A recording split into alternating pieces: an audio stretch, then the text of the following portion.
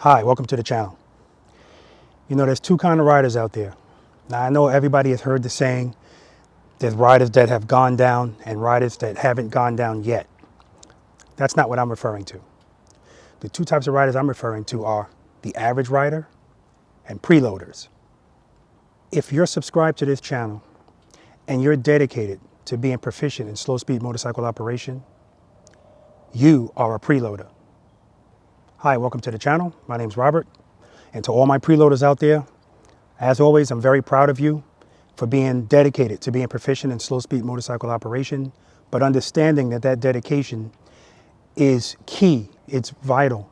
You understand that learning how to operate this machine properly at slow speeds, it's important. You understand that. It's going to make you a safer rider, and it's also going to make you enjoy this machine that much more. Okay, so welcome back, guys. For those of you that aren't preloaders, I've already told you what you have to do to be a preloader. And if you're still unsure, just check the description of this video. The description section has the definition of what a preloader is, what preload means, and a plethora of other information. So check out that description section. If you've been to my channel before, but you're not subscribed, welcome and please subscribe. For those of you that have never been to this channel, let me tell you a little bit about myself and the channel. My name is Robert. I'm a retired NYPD Highway Patrol motorcycle lieutenant. I did a wonderful 22-year career with the NYPD. 15 of those years were spent with the motorcycle unit.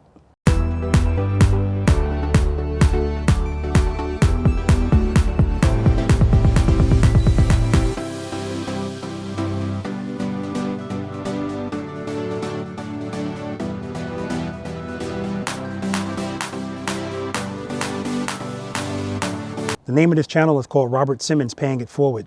And the purpose of this channel is twofold.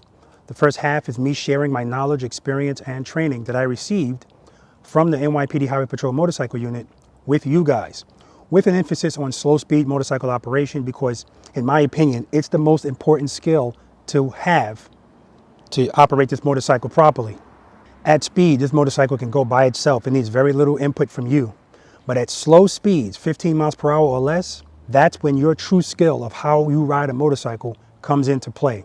The second part of the purpose of this channel is I want to help you to be the boss of your motorcycle. And what that simply means is to not be intimidated by this motorcycle. Being the boss means you're in control 100%. So that means that making right turns and left turns and U-turns, you're not going to think twice about it. That's what I want to help you with. I also want to point out that I hold practice sessions on a weekly basis in a parking lot here in Pooler, Georgia. It's free of charge to my preloaders. All right, and to get involved in that, all you simply have to do is send an email to the email address on the upper right-hand corner of the screen. And in that email, just put, I'm a subscriber. Please add me to the list. And please put your name as well.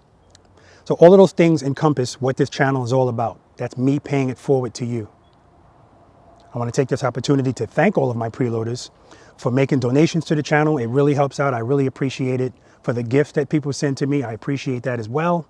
The emails, the comments, I appreciate all of it. As you guys learn me, you're going to learn that I don't take anything for granted. Nothing. So again, thank you. And for those of you that would like to help support the channel through donations, you can send donations via Zelle or Venmo to this email address on the upper right-hand corner of your screen. Okay? And like I said, everything's appreciated. And if there's anything else you guys would like me to have, you can send it to the address right here. As I always say, guys, I know there's anything that you could be doing with your time, and the fact that you choose to spend a little bit of it with me, I appreciate that. Also, if you guys like this video, or if you like any of my videos, if they help you out in any way, please hit that subscribe button, hit the like button, and please share this with other riders. All right, because the point here is to get that 98%, because that's the number, 98% of riders are not proficient in slow speed motorcycle operation. We need to get that number down. All right, so share it as much as possible. And if you want to be notified of future videos that I make, hit that notification bell, switch it to all. Okay, before we get into what I'm going to be talking to you about today, the subject of today's video, I have good news for you guys.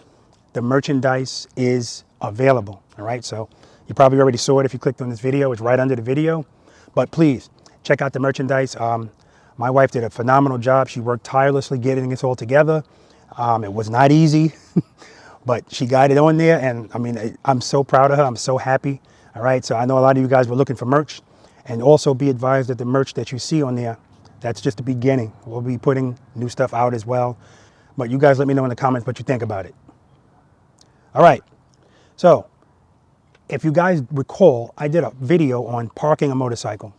And basically I told you guys that this is how you should park a motorcycle, at a 90-degree angle to the curb. And I did get some comments, some questions. They were good questions. A couple of people asked me, well, what about when there's cars? Because the way I demonstrated it, I did it with no cars and just a curb.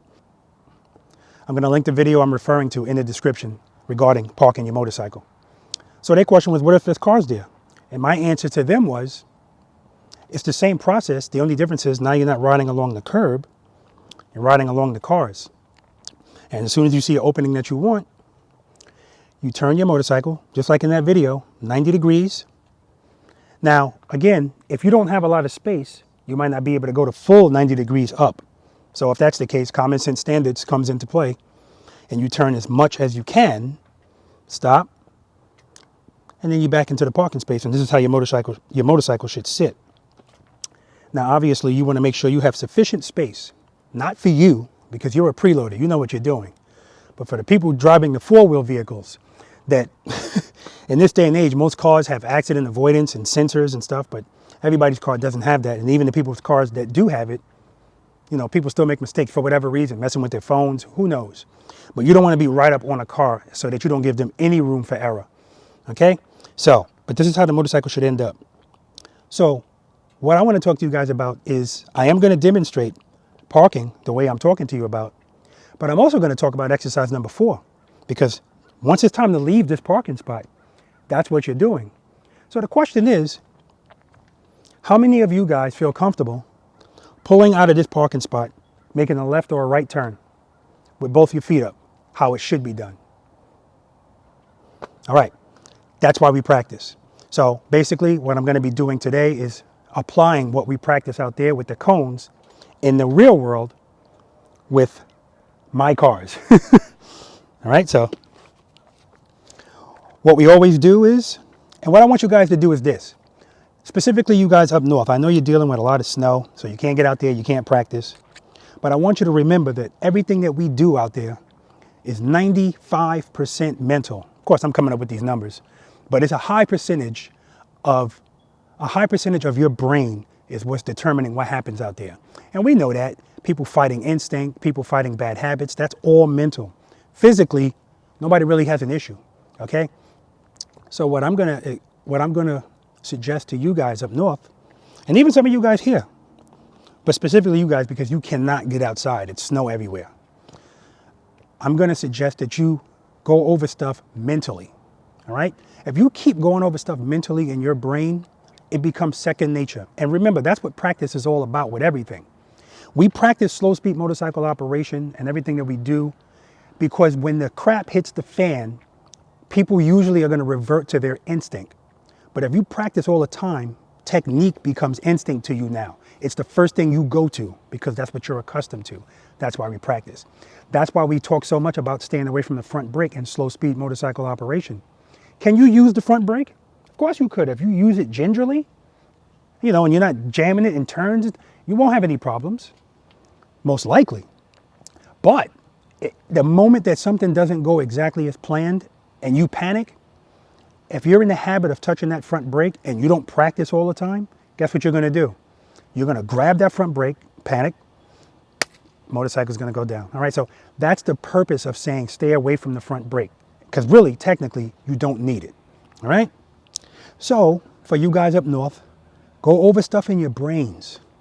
Head and eyes. Turn your head and your eyes, then turn the handlebars. Head, handlebars. Head, handlebars. When I say head, I mean head and eyes, okay? But to make it stick in your brain more, head and eyes, handlebar. Head and eyes, handlebar. And jerk it. Jerk it, okay? Turn your head fast, you turn the handlebars fast, okay? All right. Also, you see my arms up? I'm miming it too. Not a bad idea to do that as well. Mime it. Now, if we're talking about exercise number 4 here, go over that in your head. Go through the steps. What are you going to do? Because if you go over the steps over and over in your brain, when it's time to get on the motorcycle, You're not going to be thinking about those steps as much because they're almost automatic now. You're just going to be applying them. You're going to be saying them inside your head, but what I want you guys to do is when you say these steps, I want you to say it out loud. We all learn differently, okay? In my experience, the way I learn best, I like to read it, I like to hear it, I like to see it. So when I read, a lot of times I read out loud. A lot of times I record myself too. I'm not telling you guys to do that, but you know, in my years of studying, I would always record myself and then listen to my own words in my car. All right, it's another avenue of learning because now you're applying another sense, which is hearing. All right, now everybody's not like me, but that works for me. So when you're going over the steps for exercise number 4, I want you to say it out loud. So obviously, start the motorcycle. Make sure it's in first gear. Cover the rear brake. Preload and keep it loaded. Bring your clutch just before the sweet spot. Turn your head and your eyes in the direction that you want to go. Slowly release the clutch, smooth release of the clutch. And as soon as you feel the motorcycle starting to move, pick your foot up and make sure you keep it loaded. So those are the steps. So let's count them. I'm not going to count starting the motorcycle because that's common sense. Make sure the motorcycle's in first gear, step 1. Cover the rear brake, step 2. Preload and keep it loaded, step 3. Bring your clutch right before the sweet spot, step 4. Turn your head and your eyes and look in the direction that you want to go, step 5. Slowly release the clutch into the friction zone, step 6. And as soon as the motorcycle starts to leave, as soon as the motorcycle starts to move, as soon as you feel that, pick up your left foot, step 7. So we're going to say it's 7 steps. All right, let's do it.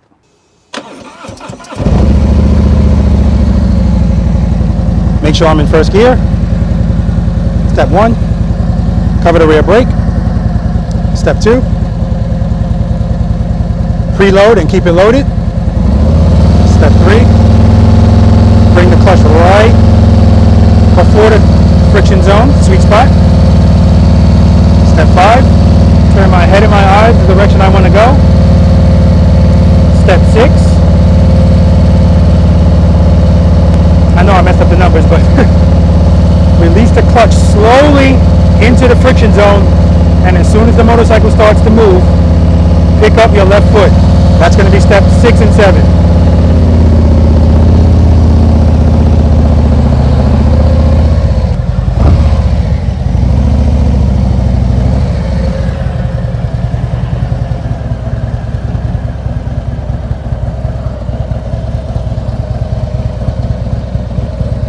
All right, let's try making a right turn.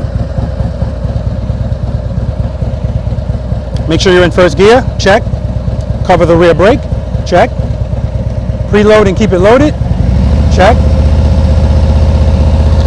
Bring the clutch right before the sweet spot, check. Turn my head and my eyes, look where I want to go, check. Slowly release the clutch into the friction zone, and as soon as I feel the motorcycle starting to move, pick up my left foot.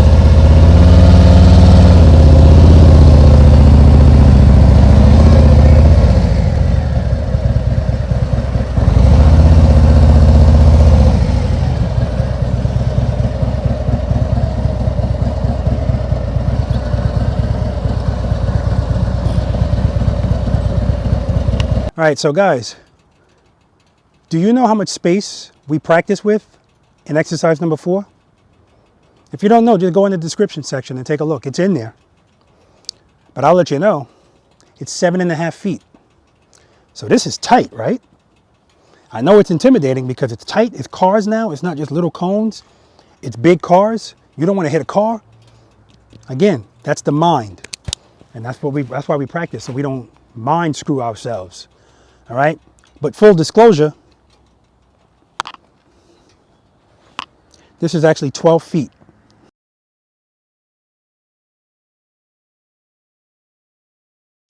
So this is wider than what we practice with.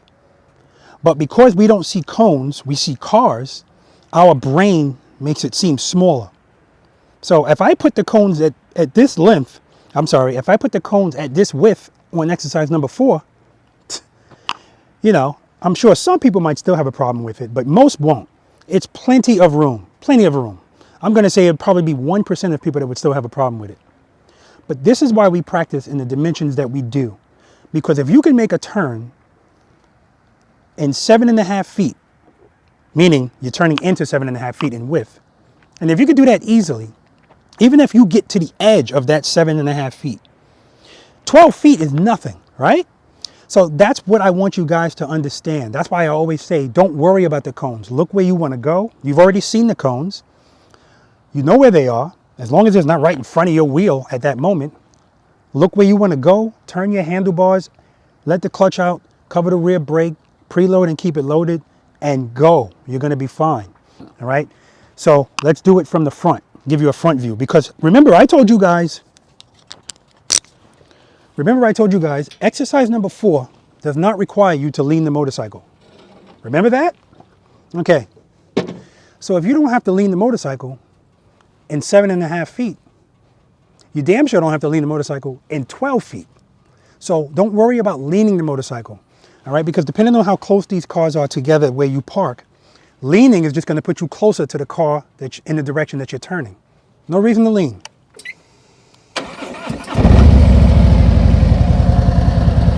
Cover the rear brake. Make sure I'm in first gear. Check. Preload, keep it loaded. Clutch right before the sweet spot. Head and eyes where I want to go.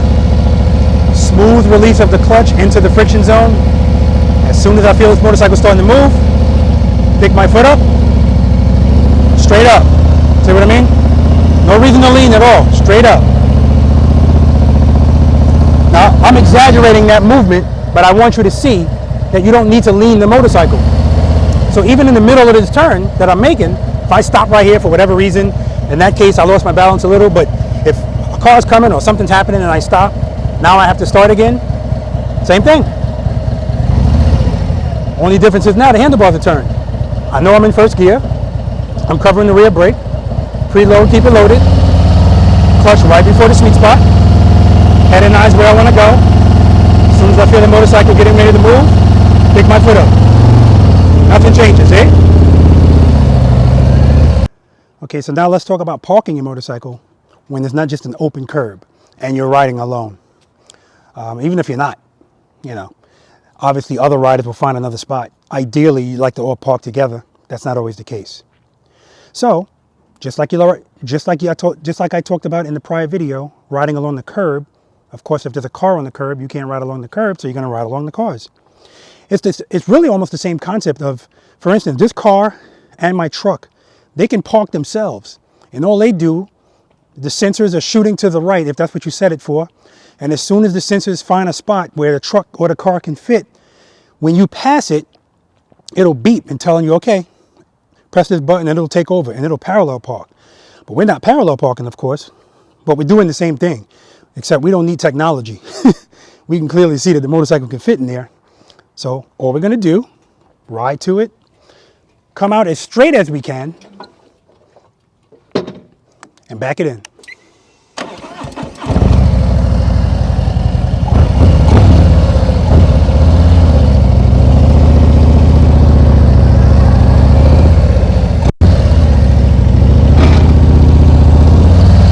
And as you're looking to go park into this spot, this is exercise number 2. Slow ride. Here's the spot. Turn your handlebars. Exercise number 2. Stop. And the rest is just common sense. There's no technique here. Just back into the spot.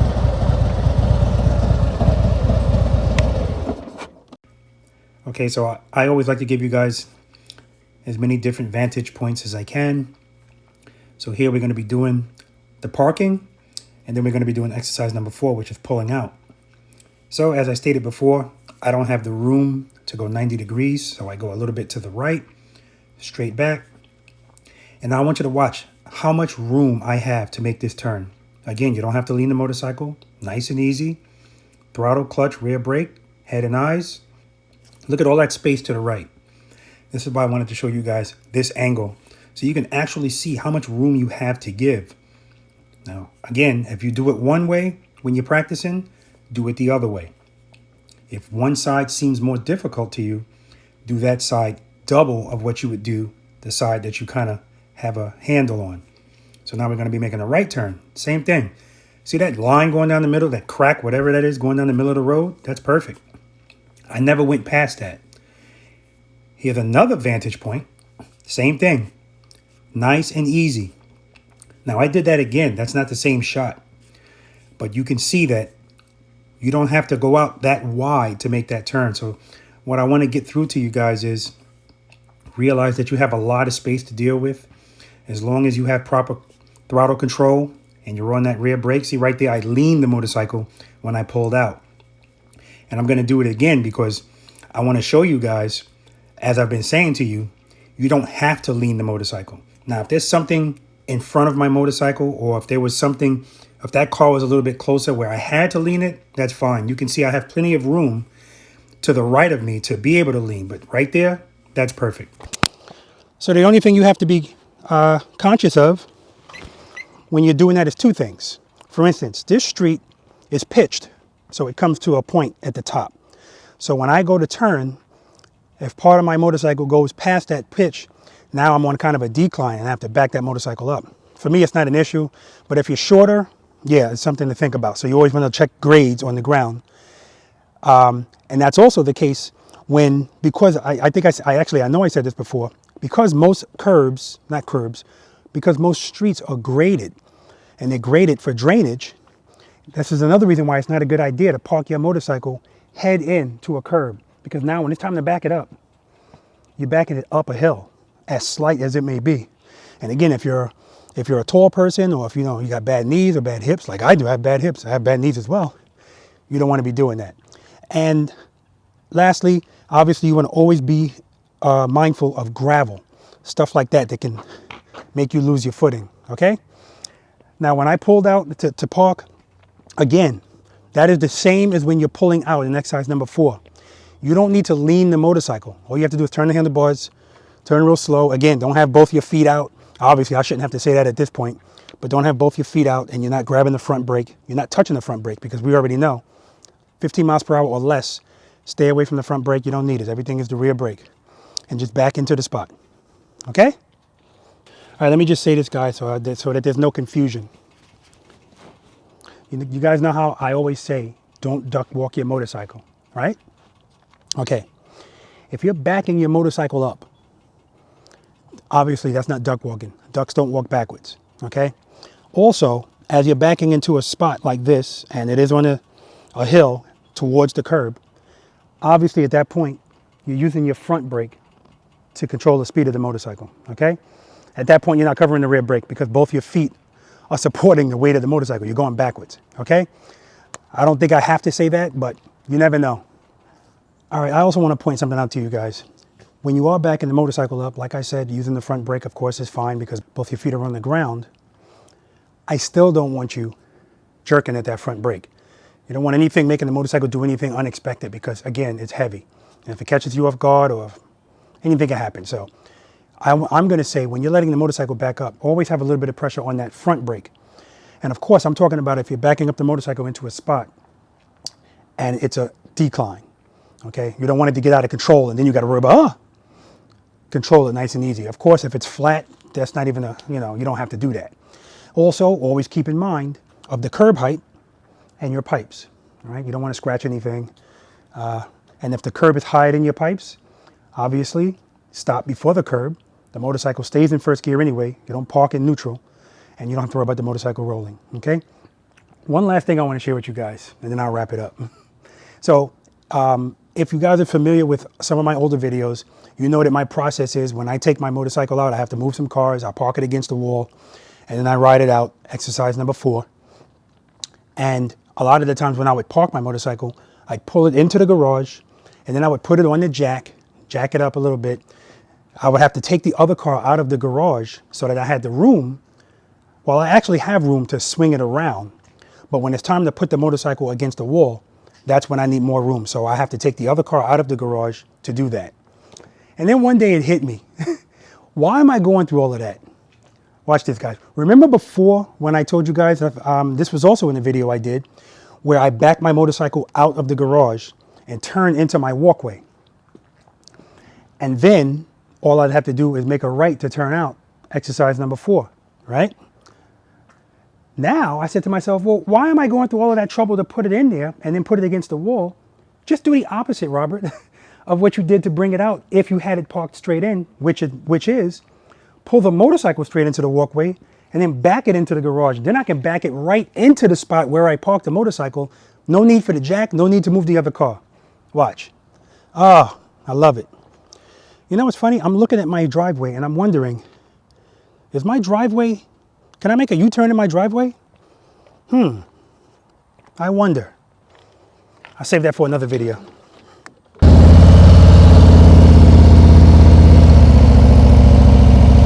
Exercise number 2.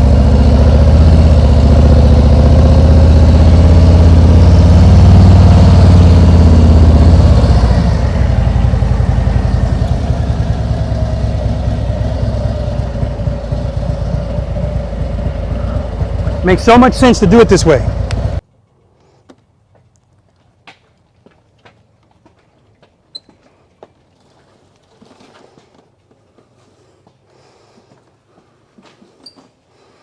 And then I just start turning it early, and it puts it right where I need it.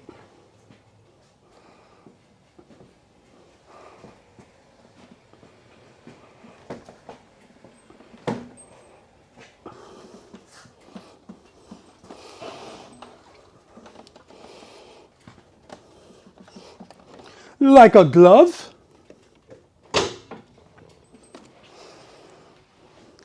Problem solved. Way easier. And obviously I can keep the other car in the garage. It's not in the way, so love it. All right, guys, so that's going to do it for this video. A little combination of exercise number 4 plus some parking when there's cars on the curb. I hope this helped you guys out. Again, guys, no such thing as a stupid question. If you have any comments or questions, put them in the comment section. Again, check that description section. A lot of good information in there. And I kind of put the same information in every video, so you won't watch one video and miss out on it. The only difference is going to be information on that actual video. But as far as definitions and cone course dimensions and information on how to join me in a practice session, all of that stuff is going to be in every video. All right? All right, guys, as I always tell you guys, spend more time being thankful for the things that you have and less time complaining about the things that you don't. I'd like to give a shout out to my brothers and sisters in blue. Please be careful out there. Know that you're appreciated. Special shout out to the NYPD Highway Patrol Motorcycle Unit, particularly Highway 1 because that's where I worked, and the Highway District Motorcycle School because that's who taught me how to ride that motorcycle. But again, the learning doesn't stop there. You have to keep practicing. It's a perishable skill. If you don't use it, you're going to lose parts of it. I want to again acknowledge my wife for working tirelessly. And I'm not saying that because it sounds good. It's not a cliche. Tirelessly on getting those, getting that merchandise out to you guys so it's available for you. And it is out there now. And there's going to be more to come.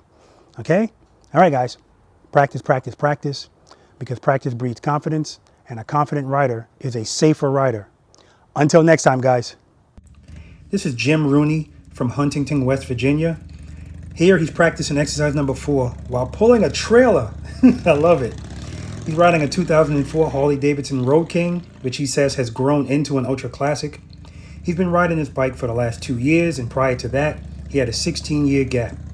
When I asked him how he would rate himself on a scale of 1 to 10, 10 being the best in slow-speed motorcycle operation, he said he should be an 11 after watching all of my videos and ride like a pro, but he gave himself a strong 3. Good job, Jim. Keep it up, buddy.